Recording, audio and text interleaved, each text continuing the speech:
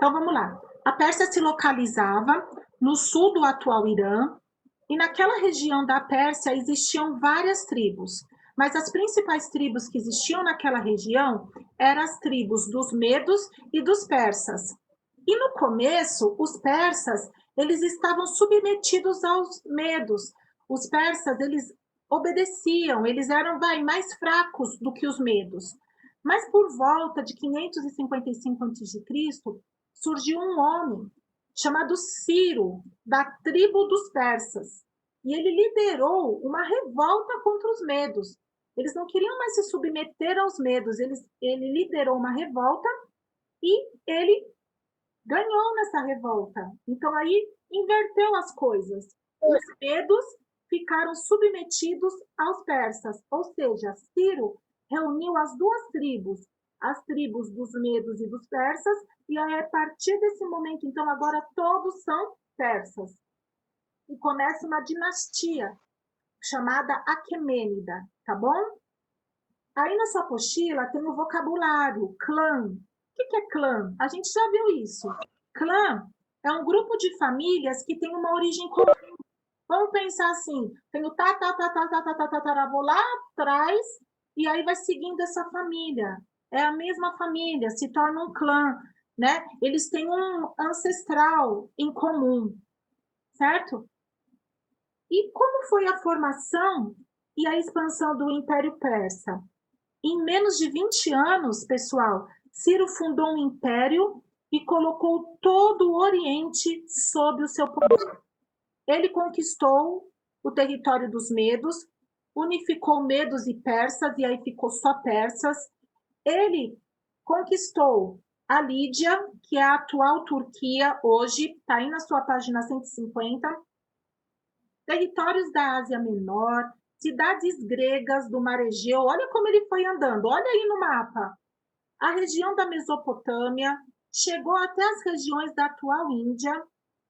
E quando ele morreu, ele só não tinha conquistado o Egito, mas aí o seu sucessor, Cambises, foi e conquistou o Egito também, né? E a região da Líbia, ou seja, todo o Oriente foi conquistado pelos persas. Eles também tinham uma organização político-administrativa.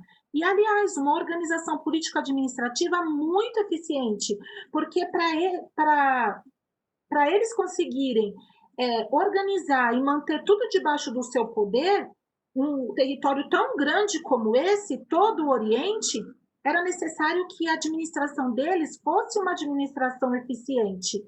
Então, eles, com essa administração eficiente, eles conseguiram uma estabilidade. O rei deles, gente, era chamado de o grande rei ou rei dos reis. Você pode colocar, grifar aí na sua apostila. Por que a Pro pede para você grifar? Está ali embaixo, no último parágrafo da página 150.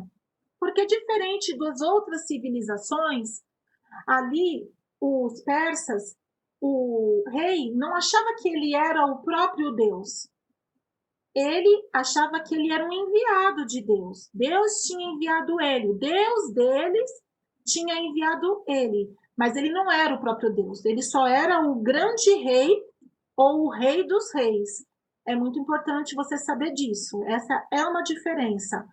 Uma outra diferença deles, pessoal, ali dos persas, é que eles não chegavam nos territórios que eles iam conquistando. Vejam quantos territórios eles conquistaram, mas eles não chegavam ali no território que eles conquistaram, que eles conquistavam, destruindo tudo, falando, não é mais essa cultura, você não vai mais fazer desse jeito, esse seu Deus, isso, Rafa, pode grifar tudo.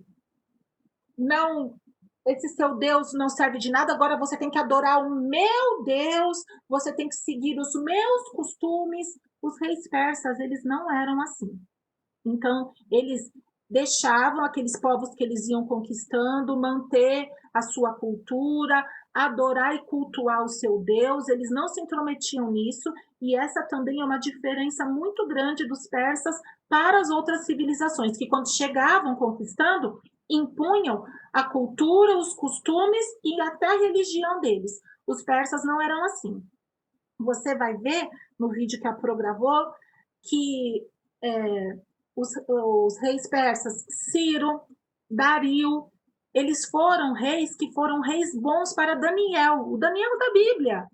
Lá no livro de Daniel nós vemos, está escrito na própria Bíblia, que Ciro e Dario foram bons para com Daniel.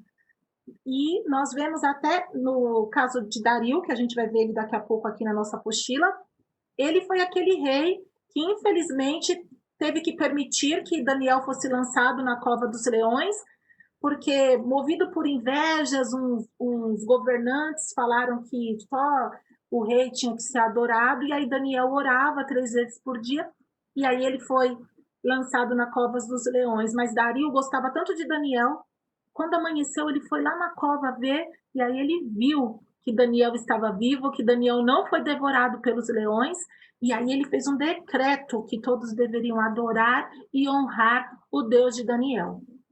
Então, aí é uma característica que a própria Bíblia, né, comprova. Eles permitiam que os povos conquistados continuassem com seus costumes e adorassem os seus deuses e tivessem as suas religiões, tá bom? Vamos voltar lá para a organização política administrativa também, porque passa tão rápido a nossa aula, né, gente? Vamos lá.